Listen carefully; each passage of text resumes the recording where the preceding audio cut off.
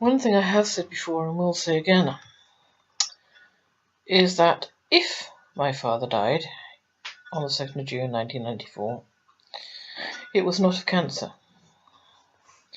He had a massive pile of morphine on the bedside table beside him, and my sister-in-law had been entrusted with it to administer it to him. And she was always yelling out, "You've got pain, you've got pain," and going into the bedroom to give him more morphine. He would never say he had pain. She would just assume it from a distance of, well, I don't know. The bedroom was at the back of the house, and I was in the sitting room with her at the front of the house, so some distance. And then, of course, there was the day that he supposedly died, and I said to him, "Is there anything I can do for you?" "Yes," he said, "shoot me."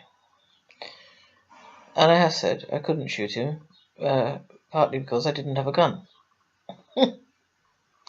Otherwise, I might have, and funnily enough, considered it an act of mercy. Because I swallowed whole this story that he'd suddenly developed cancer, I don't know where.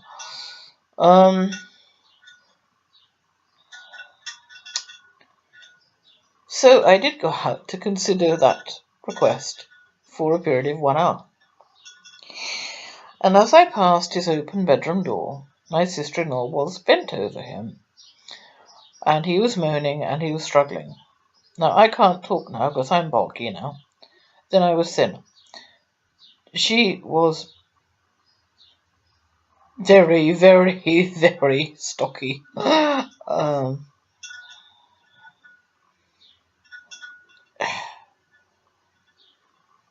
Anyone who was weak wouldn't stand a chance against her, put it that way. And he was lying down in bed, of course, whereas she was bent over the bed. So he was moaning and struggling, and she was bent over him. And when I got back an hour later and was told by my brother that he'd gone, I assumed at the time that what my sister-in-law had been doing was finishing him off with an overdose of morphine. And if he did die that day, that is what happened. I'd swear to that on a stack of Bibles, although as I'm not a Christian, I guess it wouldn't mean much. Pick something I do care about, and I'd swear to what I saw. The other possibility, of course, is that she was administering something other than morphine, which would make him appear to be dead. And there are such drugs, I must look them up. There are drugs that simulate death. And that would facilitate the move from Doncaster, well, rather Thorn, to London Colney. That would have facilitated such a move. She had merely been unconscious and presumably revived at some point. I then come to my brother's refusal to put Dick on the death certificate, and I did ask him to. I did point out that he'd been known as Dick since 1945, and we were now in 1994. No, he insisted on Desmond, which was the name on the birth certificate. Then the council. I did throw a spanner in the works by saying I didn't know he was going to be cremated. That was really big news to me because he'd always said he wanted to be buried. He even said he'd bought a double plot in the cemetery where my mother was. And he'd talked about cheap funerals, i.e. the cardboard box variety. He'd never talked about cremation, either to me or to my older daughter, and we bloody lived with him. Or, as near to living. She lived with him, I lived 7-minute walk away. So the cremation was a shock. And then where I threw my spanner in the works was I said, I want those ashes scattered on Mum's grave. And I guess my brother couldn't think of an answer to that. Why not? we did it.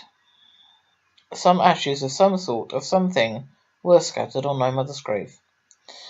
Then Southampton Council would not allow me to put Dick Oakley on the grave headstone, although he'd been known as Dick Oakley for 50 years or so. Certainly the first time he signed himself Dick Oakley that I can find was in early 1944, so it was 50 years.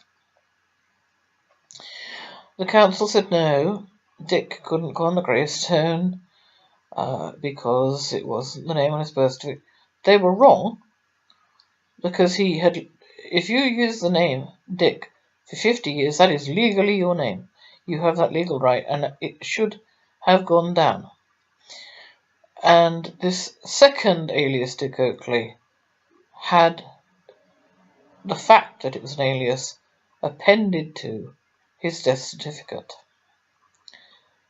So the informant, his daughter Margaret Ann, wanted everyone to know that the alias of Dick Oakley had died.